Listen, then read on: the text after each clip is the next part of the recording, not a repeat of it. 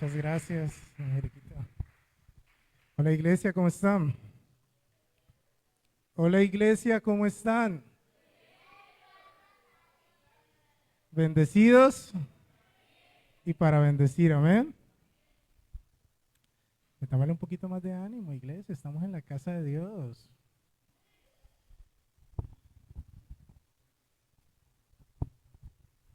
Ok, bueno, hoy tengo nuevamente el privilegio de compartir con ustedes la palabra.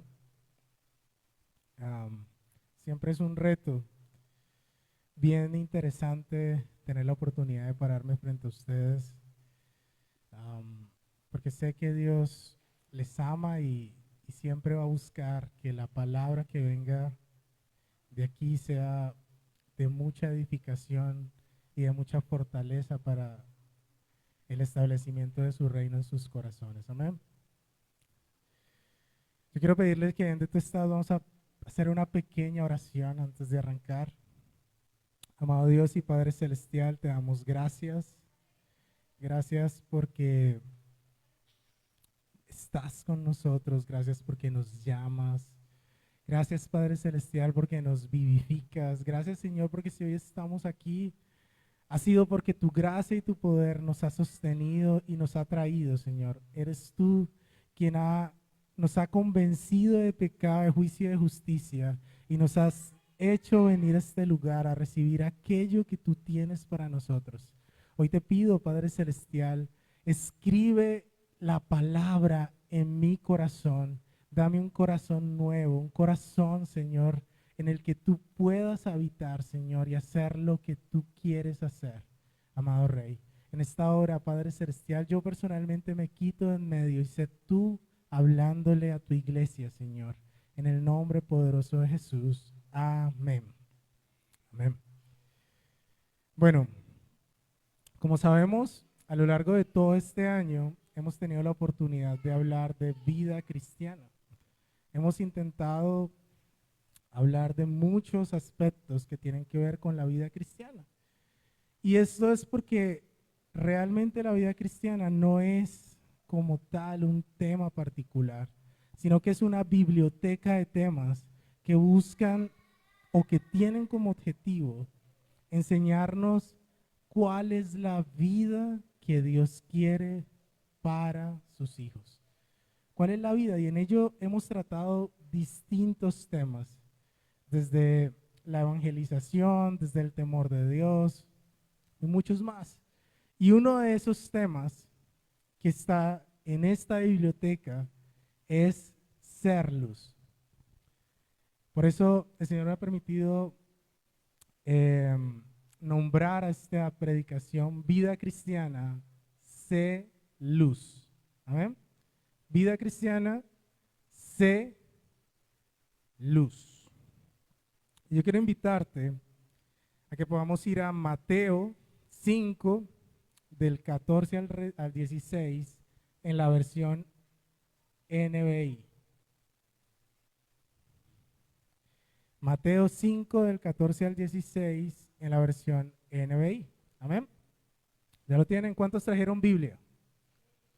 Amén. Hay que traer Biblia, amén. Nuestra espada.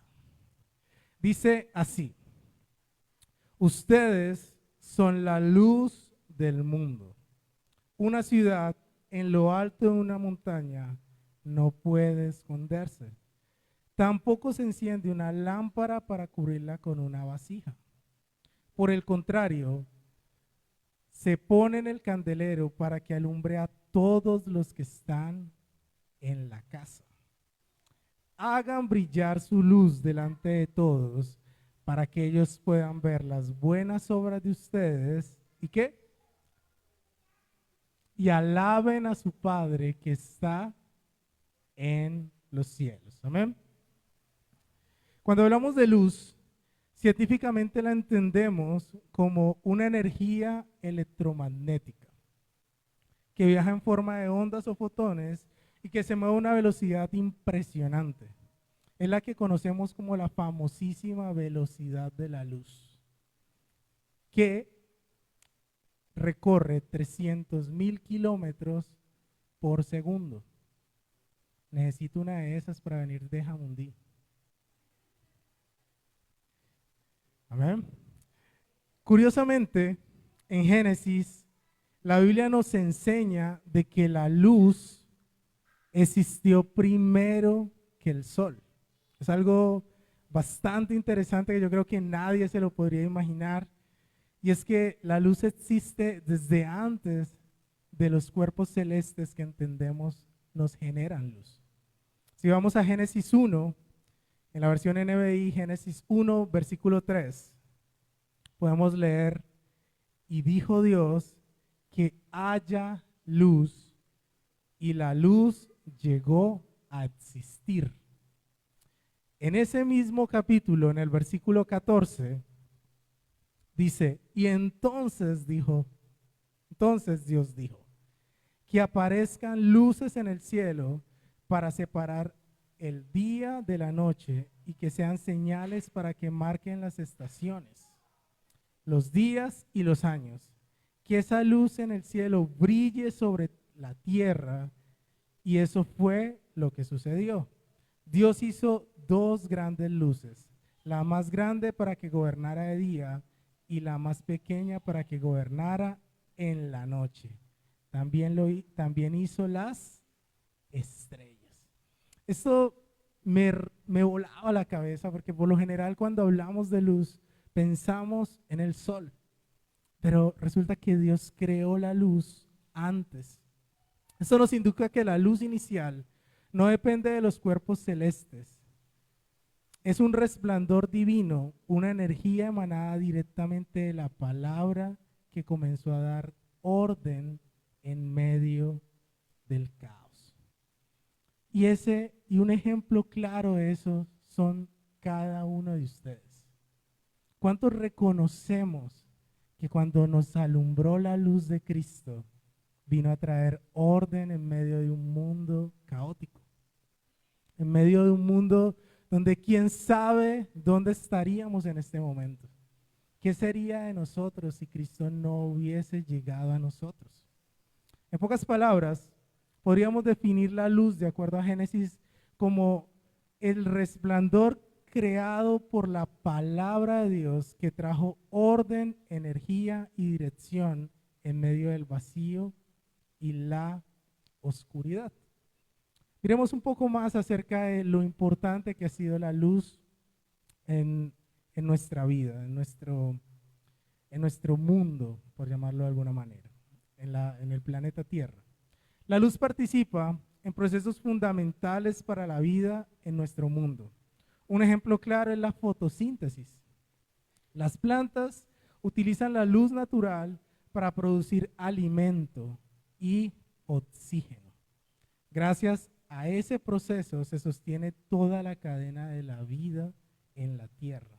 Sin luz no habría oxígeno para respirar, ni alimento para nutrirnos. En otras palabras, no habría vida. Un ejemplo claro de esto y de la importancia de la luz lo podemos ver en el nacimiento de un bebé. ¿Qué solemos decir cuando nace un bebé?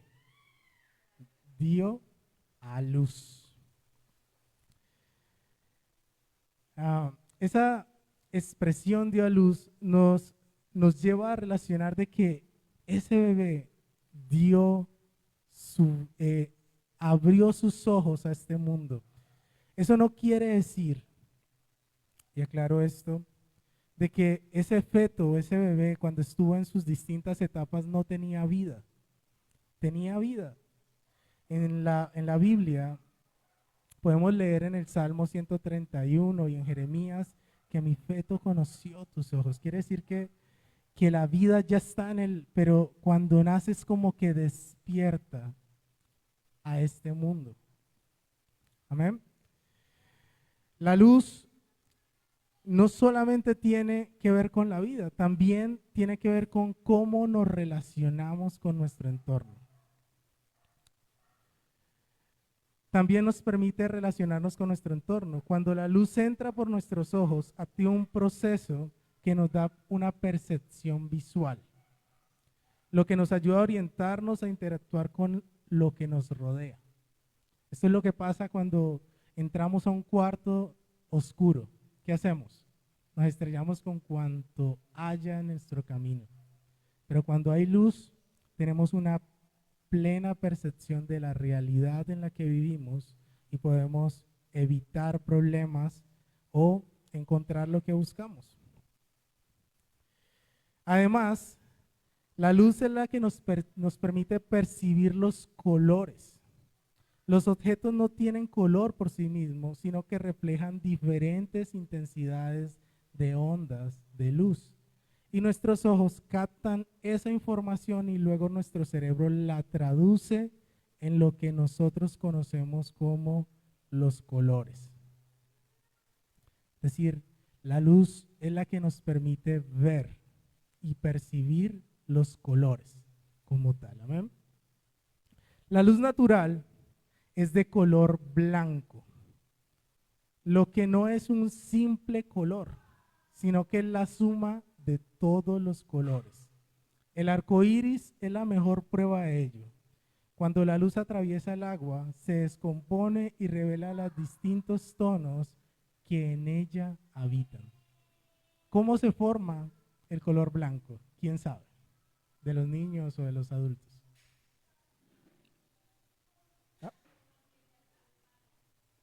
No.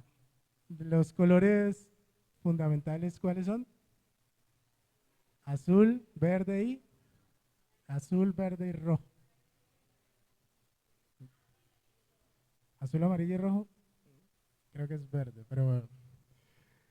La combinación de todos estos colores es la que forma el color blanco y nos permite percibir las distintas tonalidades. Es decir, esta pared, si bien nosotros la vemos y la percibimos como azul, la realidad es que la luz que pega en ella hace que nuestro cerebro entienda que es azul. Amén. Y si revisamos esta pequeña introducción acerca de la luz, nos tenemos que hacer la pregunta de, entonces, Dios, ¿qué es lo que busca de nosotros? ¿Qué es lo que está buscando el Señor acerca de nosotros al decirnos sean la luz del mundo? ¿Acaso nos está pidiendo que seamos quienes pintemos el mundo de colores? ¿Acaso nos está pidiendo que seamos aquel producto que genere vida, que genere orden, que genere dirección, que traiga propósito? Pues la realidad es que sí. Dios, al llamarnos a ser luz en el mundo, nos está llamando a ser esos agentes que puedan traer orden en medio del caos que conocemos hoy como mundo, en medio del caos de lo que entendemos que es la humanidad en este momento. Amén. La pregunta es, ¿y cómo logramos eso? ¿Cómo logramos ser luz en medio de tinieblas? ¿Acaso es un proceso sencillo? ¿Acaso es algo que podemos hacer simplemente con pensamientos de buena fe, teniendo una buena actitud, hablando palabras positivas? ¿O requiere en nosotros un proceso que lo describe Primera de Pedro 2:9? Yo quiero pedirte que podamos ir a Primera de Pedro 2:9, que de hecho es una de nuestras palabras, lo cual lo hace aún más importante para nosotros como iglesia, porque es el llamado particular que Dios te hace a ti. Amén. Quiero que vayamos a Primera de Pedro 2:9, que dice de esta manera. Lo tengo, si no estoy mal, creo que aquí lo tengo en Reina Valera. Dice así: mas vosotros sois linaje escogido, real sacerdocio, nación santa, pueblo adquirido por Dios para que anunciéis las virtudes de aquel que os llamó de las tinieblas a su luz admirable. Amén. Yo creo que lo podamos leer juntos y que incluso no lo podamos aprender. Amén. Quiero que lo leamos a la voz de tres. 1, 2 y 3. Mas vosotros sois linaje escogido, real sacerdocio, nación santa, pueblo adquirido por Dios, para que anunciéis las virtudes de aquel que os llamó de las tinieblas a su luz admirable. Amén.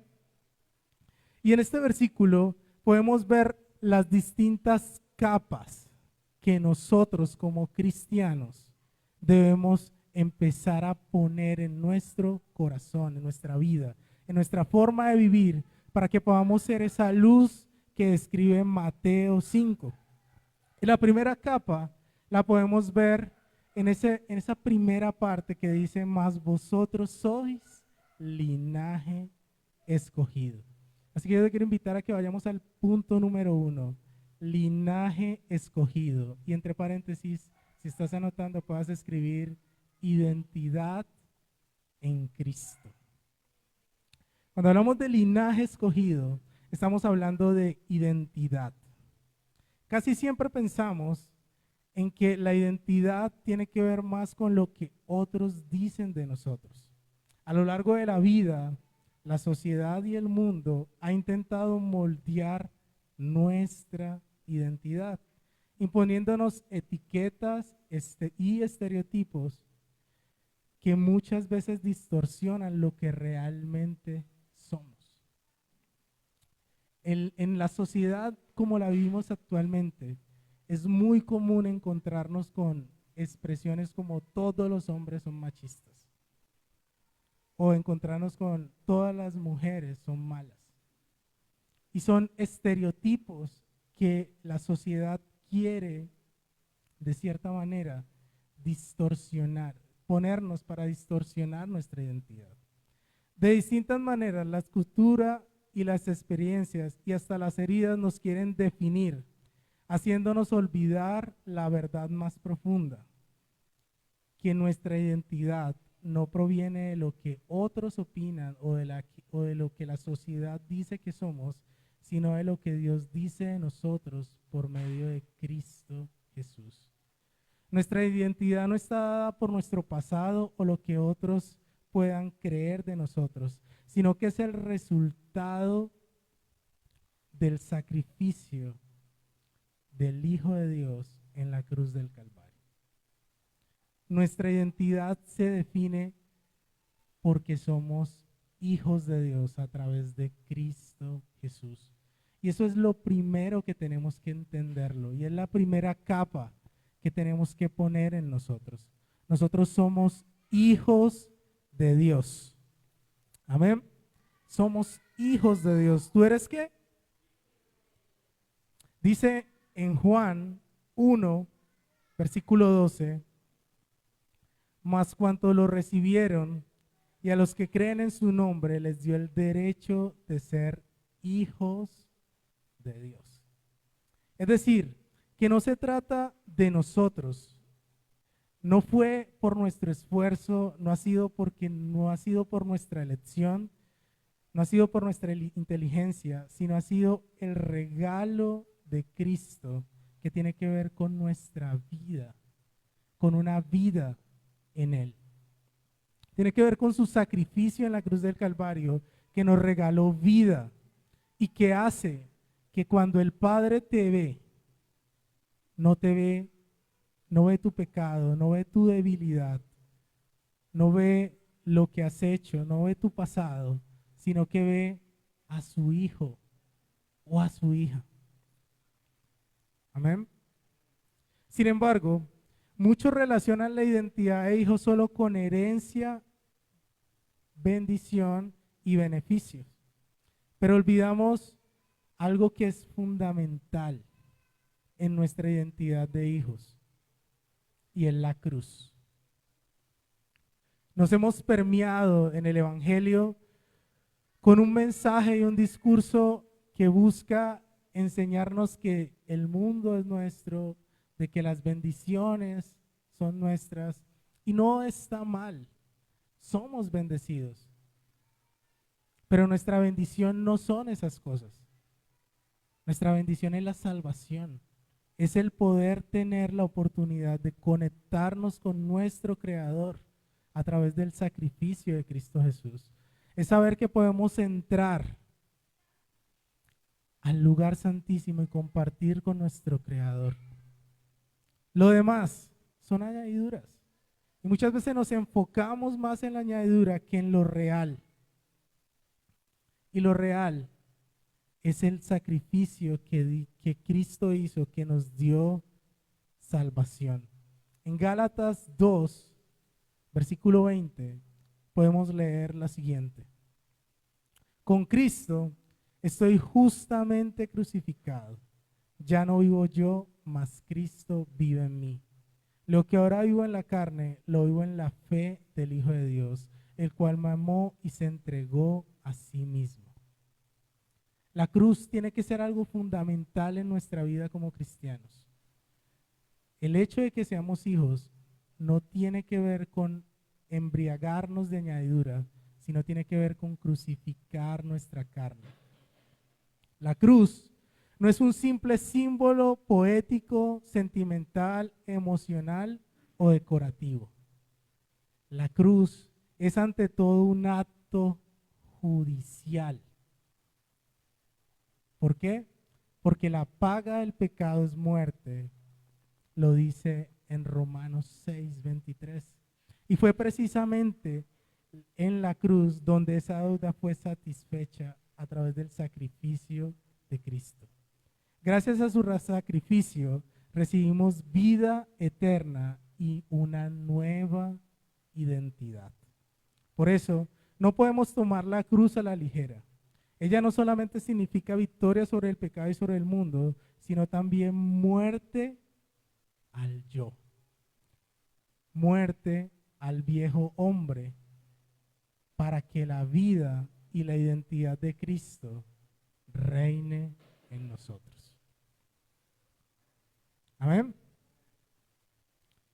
Así que tenemos que tomar la cruz, y la cruz tiene que ser esa herramienta, no necesariamente como un tatuaje, sino como algo que simbolice la justicia de Dios cumplida y la restauración y la nueva identidad que recibimos a través de su sacrificio.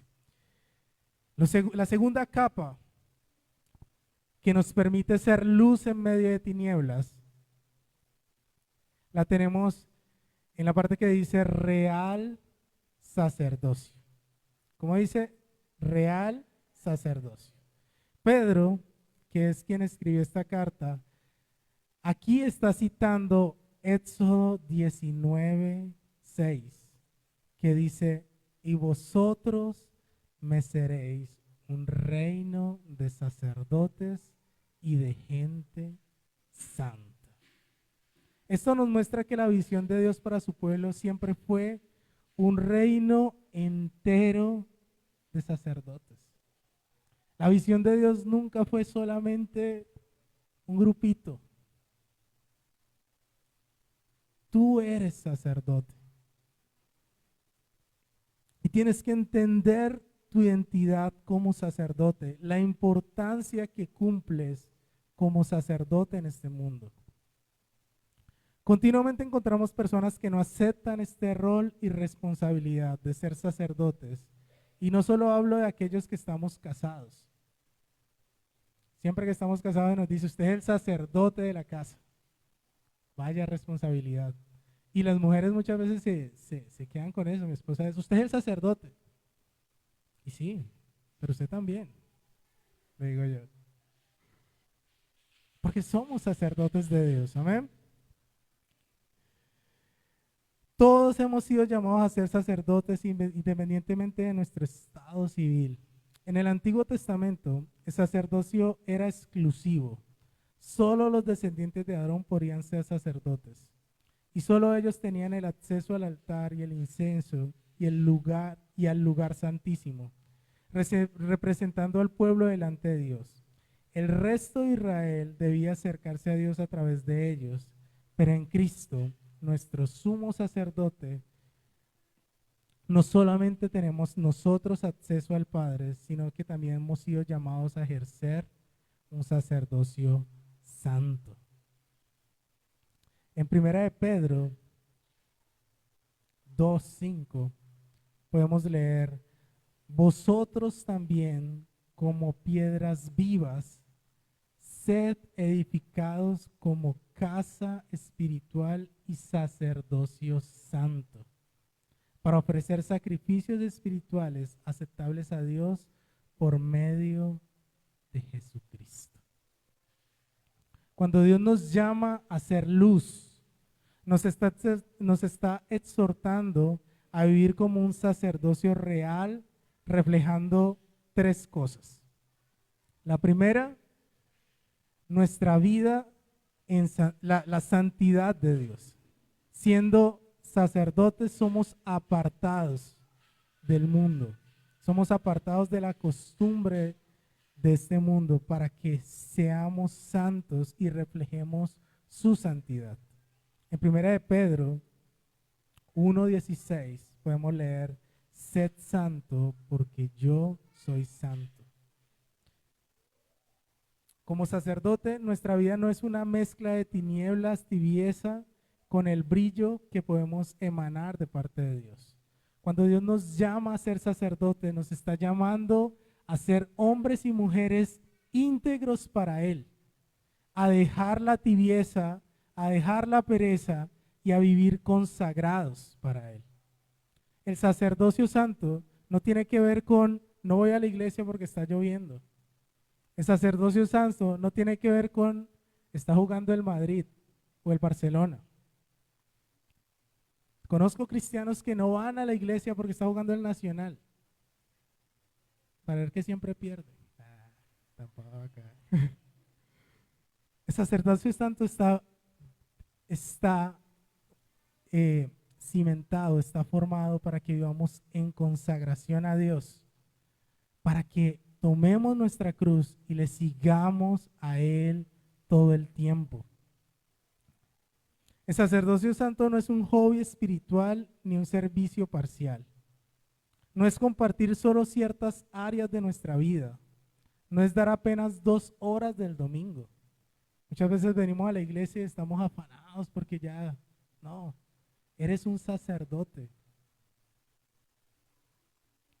No estoy diciendo que no tengamos derecho a compartir otro tipo de actividades, pero aún en esas actividades eres sacerdote. Y es ese rol que tú tienes que entender. Tú eres sacerdote en la iglesia y en tu casa. Eres sacerdote en la empresa donde trabajas y en todo tipo de relación que tienes. Es un llamado a tiempo completo, las 24 horas del día, los 7 días de la semana.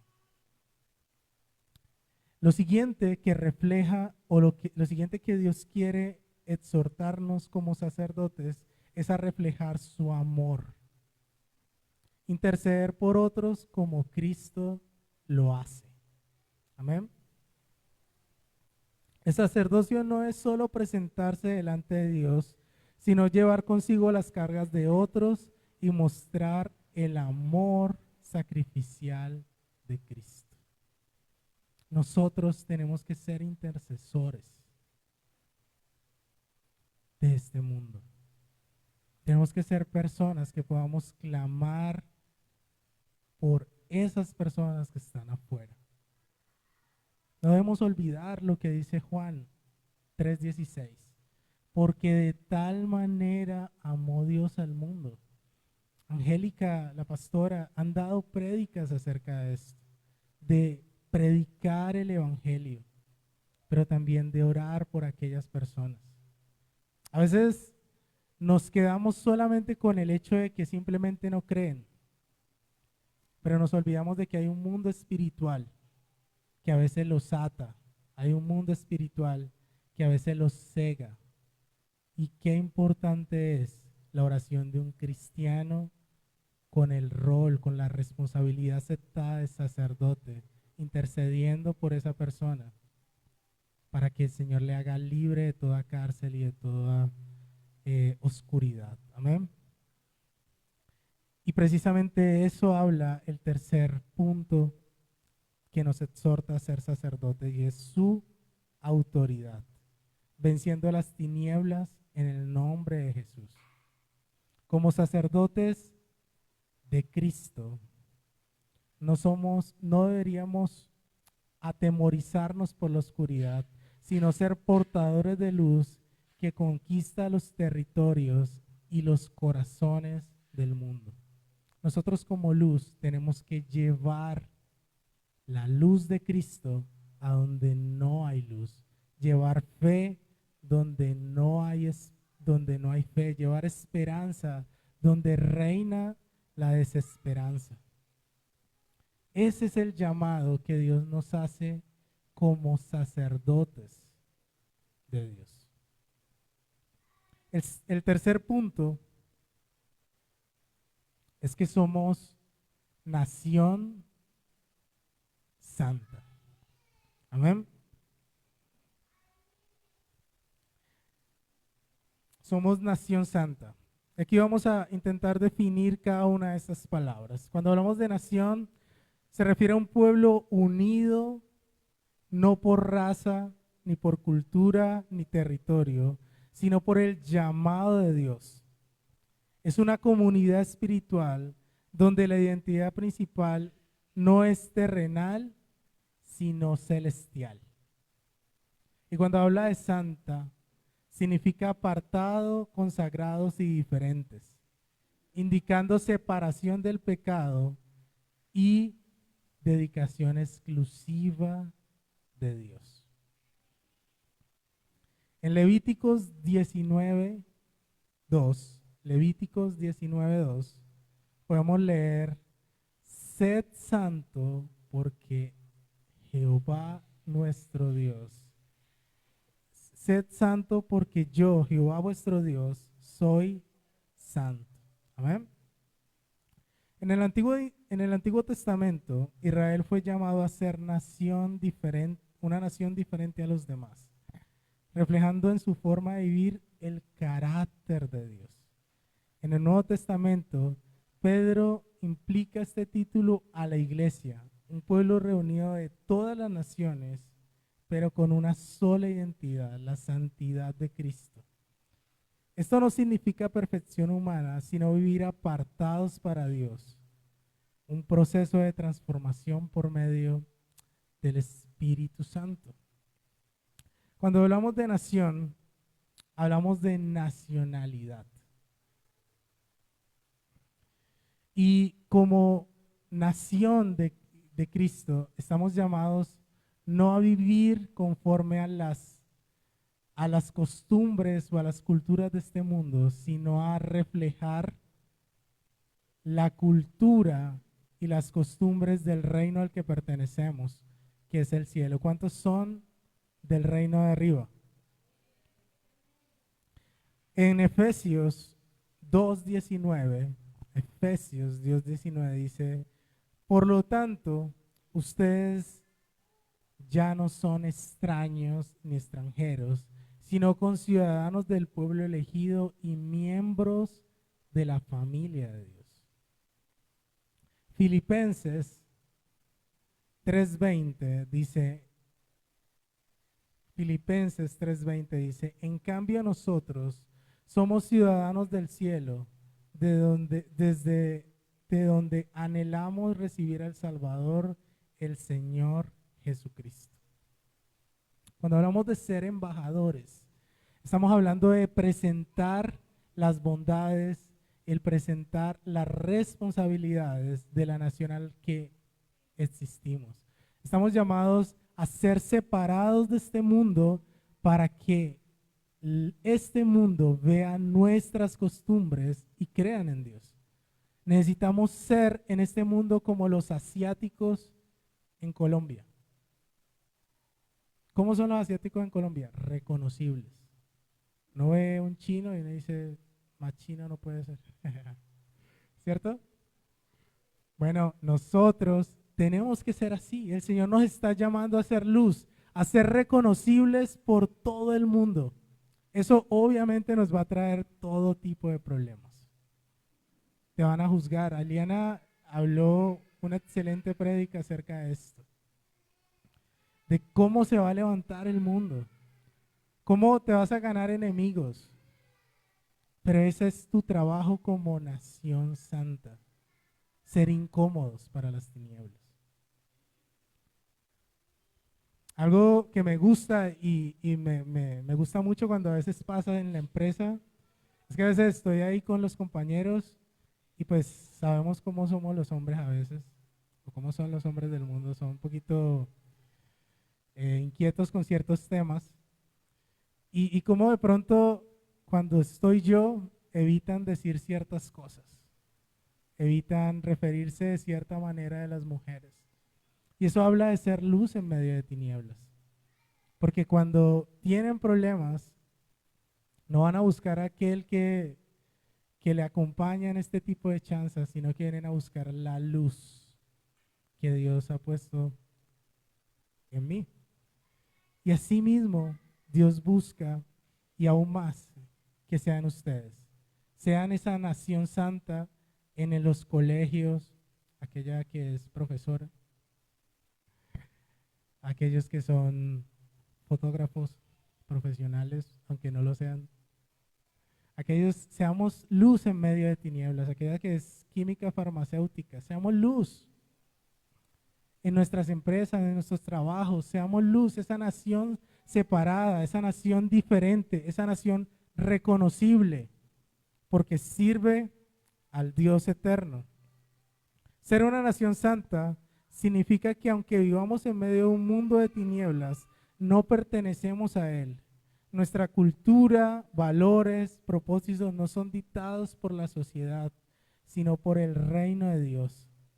Ser santo no es solamente no pecar, sino vivir de una manera distinta, mostrando en que cada área de nuestra vida la diferencia la hace Cristo. Amén. Y por último, no sé si voy muy rápido,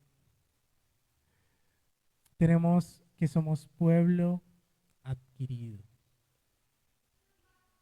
Somos pueblo, ¿qué? Significa literalmente que somos posesión especial de Dios. Un pueblo guardado como tesoro. La idea no es simplemente de pertenencia, sino ser un objeto de un cuidado especial como una herencia preciosa para Dios. En Deuteronomio, versículo 7, perdón, Deuteronomio capítulo 7, versículo 6, podemos leer, porque tú eres un pueblo santo para Jehová tu Dios. Jehová tu Dios no te ha, Jehová tu Dios te ha escogido para hacerle un pueblo especial, más que todos los pueblos que están en la tierra. Cuando hablamos de ser un pueblo escogido, un pueblo adquirido, estamos hablando de que fuimos comprados a precio de sangre. Y eso definitivamente trae algo especial. Y es que ya no somos dueños de nosotros. Muchas veces somos personas que vivimos diciendo, voy a hacer tal cosa, me voy de la iglesia. Amigo, eres pueblo adquirido. No se trata de tu decisión. No eres dueño de lo que eres. El Señor te compró. Y como pueblo adquirido, antes de tomar cualquier decisión, estás llamado a consultarle a tu dueño. Estamos llamados a entender de que no nos pertenecemos. Estamos llamados a hacer y a publicar las alabanzas, como lo dice Isaías 43, versículo 27. Yo creo que vayamos y lo leamos. Isaías 43, versículo 27. Si no estoy mal, creo que está en la versión NBI. Si me lo pueden poner. Tu primer antepasado perdón. Perdón, versículo 21. El pueblo que formé para mí mismo, para que proclame mi alabanza. Amén. Yo lo tengo aquí un poco diferente. Este pueblo he creado para mí, mis alabanzas publicará. Cuando somos pueblo adquirido, somos un pueblo escogido, comprado a precio de sangre para publicar y exaltar el nombre de Dios. ¿Cuáles son las implicaciones que tiene ser un pueblo adquirido? La primera, redención. Fuimos rescatados de la esclavitud del pecado para llevar gloria y honra a aquel que nos rescató. La siguiente característica es pertenencia. Somos propiedad exclusiva y única de Dios, y eso nos da identidad y seguridad. Y la tercera es propósito. Si somos de Dios, entonces vivimos para su gloria y servicio. Nacimos para glorificar y exaltar el nombre de Dios con todo lo que somos. Nuestra vida ya no es para nosotros, sino para reflejar al dueño que nos compró. No somos producto del azar ni del pecado, somos posesión valiosa de Dios. Amén. Ser un pueblo adquirido significa que no nos pertenecemos a nosotros mismos. Nuestro propósito, misión no está en el mundo o lo que el mundo dice de nosotros, sino en lo que Dios ha hecho cuando nos escogió, nos redimió y nos hizo suyo. Como tesoros de Dios, nuestra vida debe reflejar su valor, viviendo en santidad, gratitud y servicio.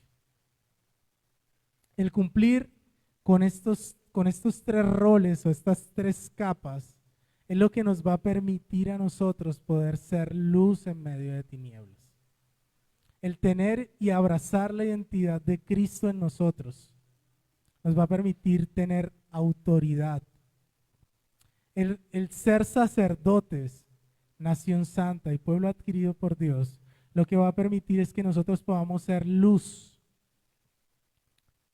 en todo lugar donde vayamos. Como iglesia, no hemos sido llamados a formar una subcultura dentro de una cultura más grande. Hemos sido llamados a brillar la luz de Cristo para que esa luz traiga orden, energía y dirección y propósito a este mundo.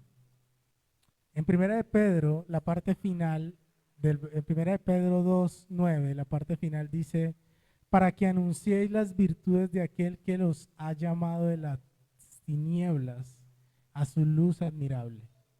Ese versículo se conecta perfectamente con Mateo 5:16, que dice, hagan brillar su luz delante de todos, para que ellos, los del mundo, puedan ver sus buenas obras, puedan ver las buenas obras de ustedes y alaben a su Padre que está en los cielos.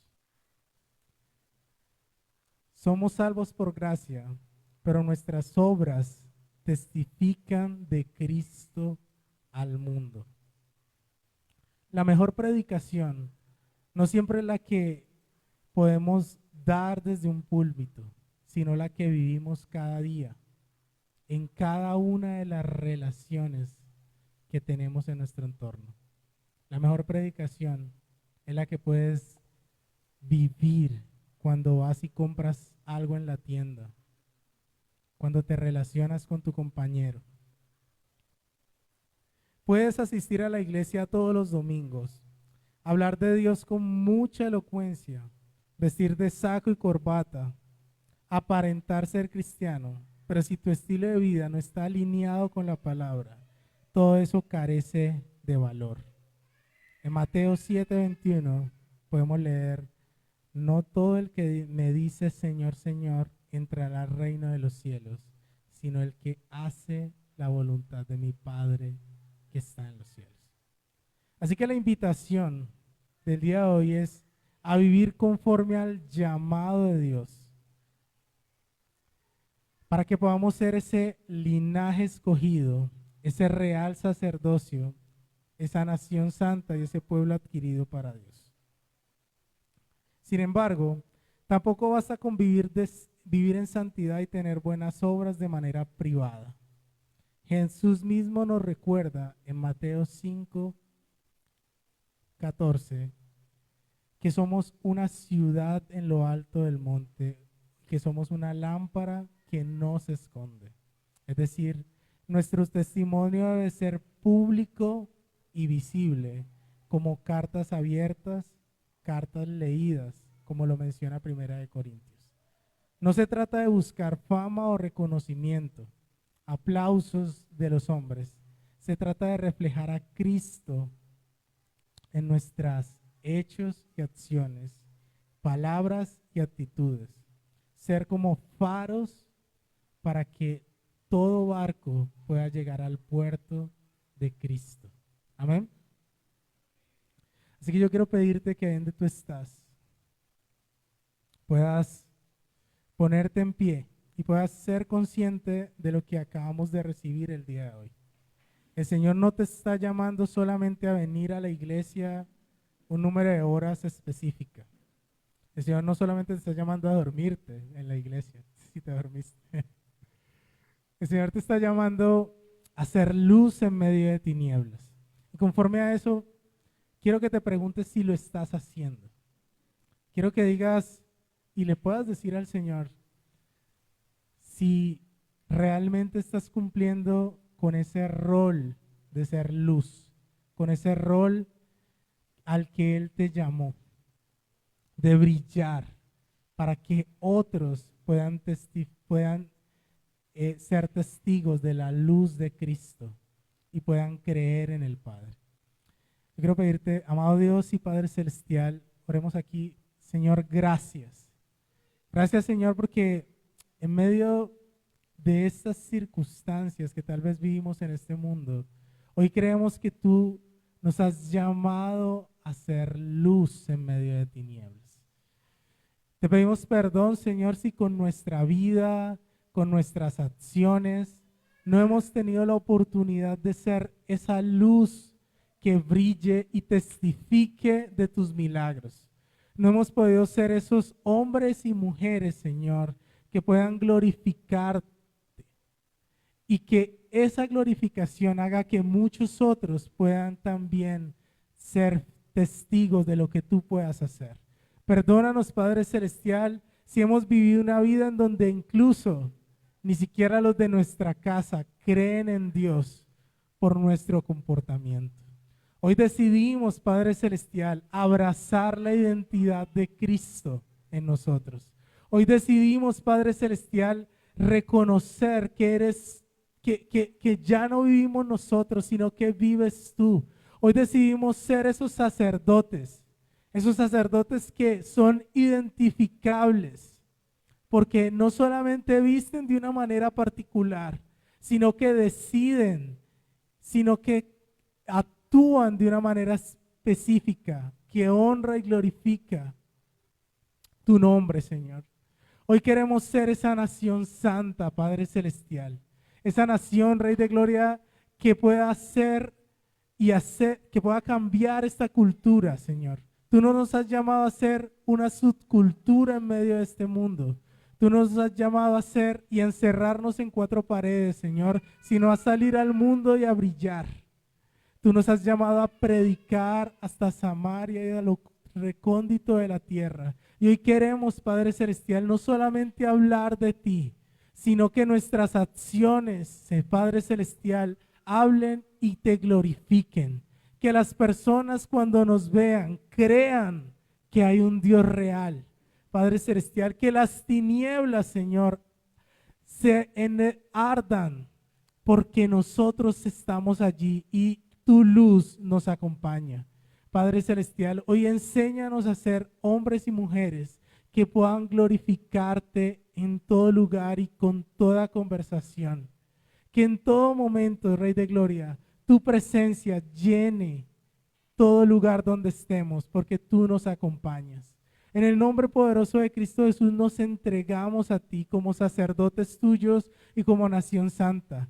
Nos entregamos a ti como pueblo adquirido, Señor, comprado a precio de sangre. Reconocemos que ya no vivimos nosotros. Hoy crucificamos nuestro ego, nuestras viejas costumbres, nuestros sueños aún, Señor, para que tu sueño se haga realidad. Nos enfocamos en la bendición que eres tú y no en la añadidura. Y te bendecimos en el nombre poderoso de Cristo Jesús. Amén y amén. ¿Cuánto le damos un fuerte aplauso a nuestro Dios? Pueden tomar asiento. Despedimos a las personas que nos vieron por la transmisión. Espero que haya sido de mucha bendición. Si estás en Cali, te invitamos a que nos acompañes. Y si no, síguenos por nuestras redes sociales como lo sigues haciendo. Amén. Bendiciones. En Peniel.